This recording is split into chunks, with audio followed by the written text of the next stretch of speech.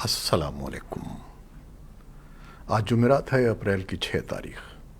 پاکستان میں اس وقت شام کے 7، بھارت میں 7:30 اور یہاں ہمارے اسٹوڈیوز کی گھڑیوں میں صبح کے 10 بج رہے ہیں۔ وائس آف امریکہ واشنگٹن کی اردو سروس سے میں ہوں خالد حمید، خبروں کے ایک بلیٹن کے ساتھ۔ پاکستان کی قومی اسمبلی نے پنجاب میں 14 مئی کو الیکشن کرانے کے عدالتی حکم کے خلاف قرارداد منظور کر لی ہے۔ قرارداد میں وزیر اعظم سے کہا گیا ہے کہ وہ سپریم کورٹ کے فیصلے پر عمل درآمد نہ کریں۔ وفاقی کابینہ پہلے ہی سپریم کورٹ کے اس حکم کو مسترد کر چکی ہے۔ قرارداد میں کہا گیا ہے کہ پارلیمنٹ عدالتی فیصلے کو مسترد کرتی ہے اور وزیر اعظم کو پابند کرتی ہے کہ وہ کابینہ سے کہیں کہ اس فیصلے پر عمل درآمد نہ کیا جائے۔ قرارداد میں کہا گیا ہے کہ سیاسی معاملات میں سپریم کورٹ کی مداخلت پر تشویش ہے۔ سپریم کورٹ کے 3 رکنی بینچ کے خلاف قرارداد بلوچستان عوامی پارٹی کے رکن قومی اسمبلی خالد مکسی نے پیش کی۔ خیال رہے کہ اس سے قبل وفاقی کابینہ نے بھی سپریم کورٹ کے فیصلے کو مسترد کرتے ہوئے اسے آئین کے ساتھ مذاق قرار دیا تھا۔ ایک جانب پاکستانی وفد IMF کے موسم بہار کے اجلاس میں شرکت کے لیے واشنگٹن جانے کی تیاری کر رہا ہے، تو دوسری جانب سعودی عرب کی طرف سے فنڈ کو پاکستان کو $2 ارب دینے کی یقین دہانی مل گئی ہے تاکہ پاکستان کی بیرونی فنڈنگ کے خلا کو پر کیا جا سکے۔ تاہم اس میں ابھی بھی تقریباً $1 بلین کی کمی کا سامنا ہے، جس کے لیے پاکستانی وزارت خزانہ متحدہ عرب امارات کی حکومت کے ساتھ بات چیت کر رہی ہے اور کوشش کی جا رہی ہے کہ اسے جلد مکمل کیا جائے۔ وزیر مملکت برائے خزانہ عائشہ غوث پاشا نے بدھ کو پارلیمنٹ کو بتایا کہ IMF کے ساتھ اسٹاف لیول ایگریمنٹ قرض کی ادائیگی کے لیے بیرونی فنڈنگ کی ضروریات کو پورا کرنے کے مطالبے کی وجہ سے تاخیر ہو رہی ہے۔ دونوں فریقین کے درمیان اعتماد کے فقدان اور اس مشکل صورتحال کی وجہ سے جس میں اس وقت پاکستان ہے، بیرونی فنڈنگ کے خلا کو پہلے پر کرنا فنڈ کی شرط تھی۔ عائشہ غوث پاشا نے مزید بتایا کہ چین، سعودی عرب اور دیگر دوست ممالک پاکستان کی مدد کے لیے آگے آ رہے ہیں اور اس میں قابل ذکر پیش رفت ہوئی ہے۔ ادھر اسٹاک مارکیٹ نے سعودی یقین دہانی کی خبر پر مثبت رد عمل کا اظہار کیا ہے اور انڈیکس میں 633 پوائنٹس کا اضافہ دیکھا گیا ہے، جبکہ اسی طرح جمعرات کو پاکستانی روپیہ امریکی ڈالر کے مقابلے میں قدرے مضبوط دکھائی دیا اور اس کی قیمت میں ایک روز میں تقریباً 1.20% اضافہ دیکھا گیا۔ پاکستان کے افغانستان سے ملحقہ قبائلی علاقوں شمالی اور جنوبی وزیرستان میں سیکیورٹی فورسز نے کارروائیاں کر کے اہم کمانڈروں سمیت 9 عسکریت پسندوں کو ہلاک اور متعدد کو زخمی کر دیا ہے۔ فوج کے شعبے تعلقات عامہ نے جاری کردہ بیان میں کہا ہے کہ مخبروں کی اطلاع پر جنوبی وزیرستان کے سرحدی علاقے شین ورسک میں عسکریت پسندوں کی ایک پناہ گاہ پر چھاپا مارا گیا۔ عسکریت پسندوں کی مزاحمت میں اسپیشل سروسز گروپ کا ایک اہلکار جان دے بیٹھا اور 2 افسروں سمیت 4 زخمی ہو گئے۔ جوابی کارروائی میں 4 اہم کمانڈروں سمیت 8 عسکریت پسندوں کو ہلاک اور متعدد کو زخمی کر دیا گیا۔ عسکریت پسندوں کے خلاف دوسری کارروائی شمالی وزیرستان کے ایک اور سرحدی علاقے میں کی گئی، جس میں 1 جنگجو ہلاک اور 2 زخمی ہو گئے۔ مارچ کے تیسرے ہفتے کے اواخر میں فوج کے جاسوسی ادارے ISI کے اعلیٰ عہدیدار کی ہلاکت کے بعد یہ سیکیورٹی فورسز کی عسکریت پسندوں کے خلاف پہلی بڑی کارروائی تھی۔ تجزیہ کاروں کا موقف ہے کہ افغانستان کی صورتحال کے پیش نظر پاکستان بالخصوص خیبر پختونخوا میں عسکریت پسند مضبوط اور متحرک ہوتے جا رہے ہیں۔ بھارتی مسلمانوں کی ایک تنظیم جمعیت علماء ہند کے صدر مولانا محمود مدنی کی قیادت میں مسلمانوں کے ایک وفد نے نئی دہلی میں وزیر داخلہ امت شاہ سے ملاقات کی اور گزشتہ دنوں ہندوؤں کے تہوار رام نومی کے موقع پر ملک کے مختلف علاقوں میں مسلمانوں کے خلاف ہونے والے تشدد پر تشویش کا اظہار کیا اور تشدد کے ذمہ داروں کے خلاف کارروائی کا مطالبہ کیا۔ اس 16 رکنی وفد نے مسلمانوں کے خلاف نفرت انگیزی، گائے کے تحفظ کے نام پر مسلمانوں کی ہلاکت اور دیگر مسائل اٹھائے۔ مسلمانوں کے بعض حلقوں کی جانب سے اس ملاقات کا خیر مقدم کیا گیا ہے۔ بعض تجزیہ کاروں کے مطابق موجودہ حالات حکومت سے محض آرائی کے نہیں ہیں۔ وقت کا تقاضا ہے کہ حکومت سے ملاقات کر کے مسلمانوں کے مسائل اس کے سامنے رکھے جائیں۔ تاہم ایک تجزیہ کار نے ملاقات کے وقت پر اعتراض کیا۔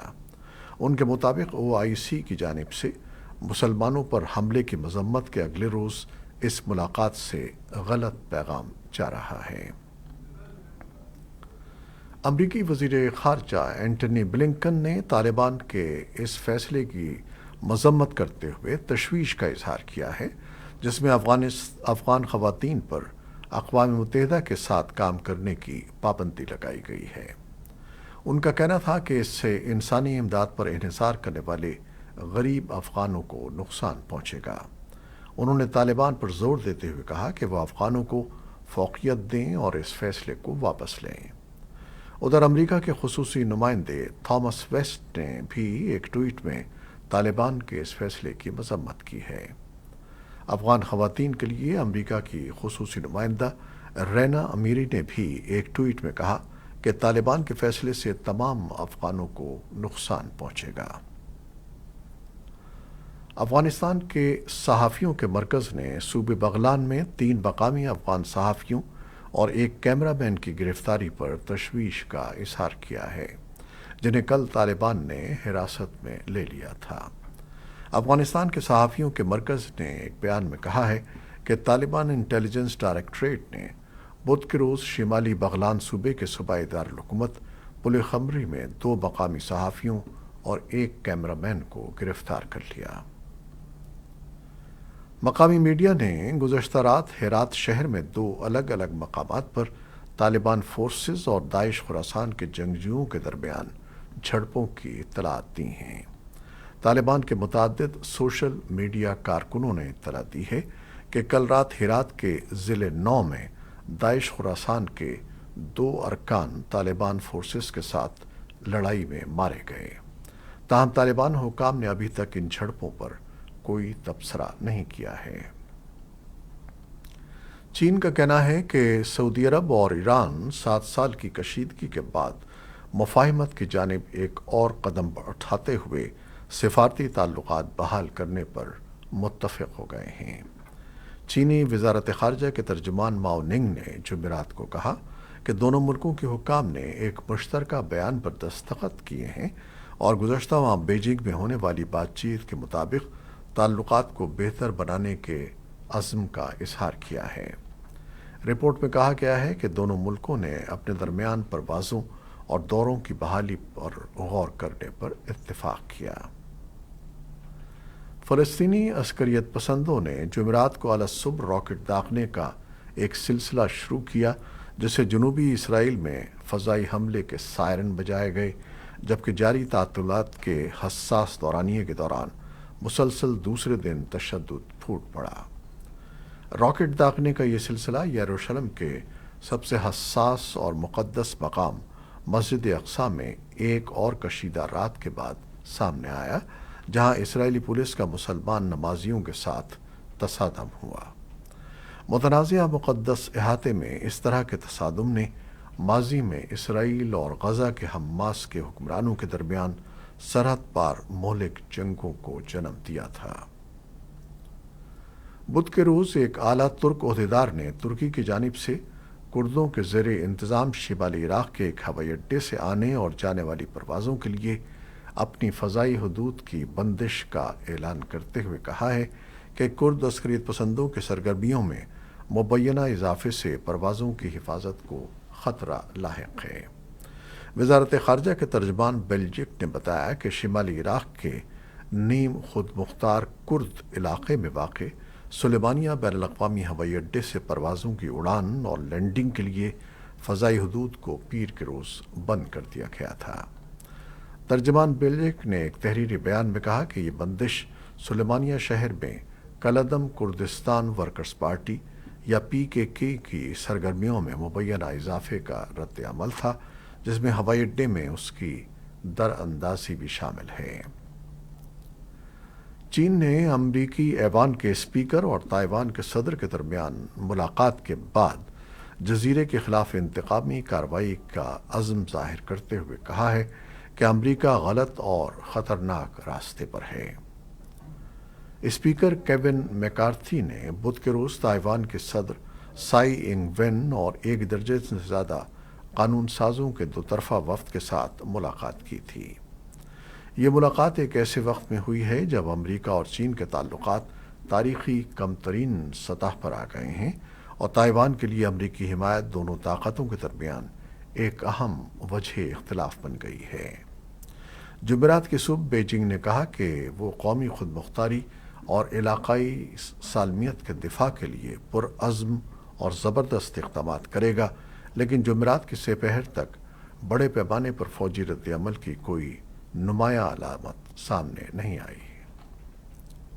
امریکی ریاست میزوری میں بدھ کو اعلی صبح بگولوں کی شکل میں آنے والے گردبار کے طوفان میں کم از کم 5 افراد ہلاک ہو گئے ہیں اور بڑے پیمانے پر تباہی آئی ہے۔ ملک کے وسط مغرب اور جنوب میں اس طرح کے بگولوں اور ان علاقوں میں اولے پڑنے کے امکانات ہیں۔ میزوری اسٹیٹ میں اس قدر تباہی ہوئی ہے کہ راستوں میں گرے درختوں کو کاٹ کر متاثرہ گھروں تک پہنچنے کی کوشش کی جا رہی ہے۔ بولنگر کاؤنٹی کے شیرف کیسی گرہم نے اپنے فیس بک پیج پر بتایا ہے کہ طوفانی بگولوں نے چھوٹی دیہی آبادیوں میں بڑے پیمانے پر تباہی مچائی ہے۔ جس علاقے میں شدید طوفانی بگولوں کو سامنے ہوا ہے وہ 2 کاؤنٹیوں کے درمیان شکار کے لیے استعمال ہونے والا علاقہ ہے۔ یوکرین کے صدر ولادیمیر زیلنسکی نے بدھ کے روز ہمسایہ ملک پولینڈ کا دورہ کیا، وہاں کے رہنماؤں کو یوکرین میں جنگ کے بارے میں آگاہ کیا اور یوکرین کے پناہ گزینوں سے ملاقاتیں کی جو روس کے یوکرین پر بھرپور حملے کے بعد وہاں فرار ہو گئے تھے۔ زیلنسکی نے کہا کہ مشرقی شہر باخموت میں یوکرینی افواج کے لیے صورتحال بدستور کشیدہ ہے اور کیف کی فوجوں کو روسی افواج کے گھیرے میں آنے کا خطرہ لاحق ہوا تو سخت فیصلے کرنے پڑیں گے۔ پولینڈ کے صدر ڈوڈا نے کہا کہ روس نے یوکرین میں جنگی جرائم کا ارتکاب کیا ہے جس کی سزا اسے ضرور ملنی چاہیے۔ انہوں نے کہا کہ ہم آج یوکرین کے لیے اضافی اور حفاظتی ضمانتیں حاصل کرنے کی کوشش کر رہے ہیں جو یوکرین کی فوجی صلاحیت کو مضبوط کریں گی۔ جنگی محاذ پر خبروں میں یوکرین کے علاقائی حکام نے پیغام رسانی کی سائٹ ٹیلی گرام پر بتایا کہ یوکرین کے زیر کنٹرول دونیتس کے علاقے میں توپ خانے کے حملوں میں 3 افراد ہلاک اور دیگر 6 زخمی ہو گئے۔ روس کی RIA نیوز ایجنسی نے کہا ہے کہ یوکرین کا ایک ڈرون زاپورژیا نیوکلیئر پاور پلانٹ کے قریب گرد کر تباہ ہو گیا ہے۔ فرانس میں ریٹائرمنٹ کی عمر 62 سے بڑھا کر 64 سال کرنے کی حکومتی تجویز کے خلاف ملک گیر مزاحمت کے 11ویں دن جمعرات کو لاکھوں افراد سڑکوں پر نکل آئے ہیں۔ مظاہرین نے ایک بار پھر فرانس کو اپنی گرفت میں لے لیا ہے، لیکن میکروں پیچھے نہیں ہٹ رہے۔ فرانس میں مظاہرین نے پیرس کے مرکزی ہوائی اڈے پر گاڑیوں کی آمد و رفت میں خلل ڈالا ہے اور ہزاروں کی تعداد میں ملک بھر کے شہروں میں مارچ کیا ہے۔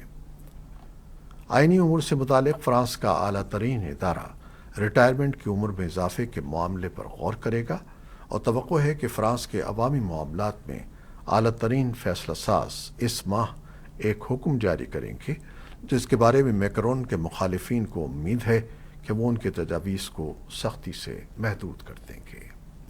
یہ تھیں وہ خبریں جو فیس بک لائیو پر ہم نے آپ کے لیے پیش کی۔ ہماری ویب سائٹ، یوٹیوب اور پوڈ کاسٹ پر یہ بلیٹن آپ کے لیے پوسٹ کر دیا جاتا ہے۔ آپ ہمارے بلیٹن کو شیئر کرتے ہیں اور اپنے کمنٹس میں اپنی محبتوں کا اظہار کرتے ہیں، جس کے لیے ہم آپ کے بے حد مشکور ہیں۔ اپنی ان محبتوں کو جاری رکھیے گا۔ کیمرامین سید اصفر امام اور نیوز ایڈیٹر قمر عباس جعفری کے ساتھ خالد حمید کو اب اجازت دیجیے گا۔ اللہ حافظ۔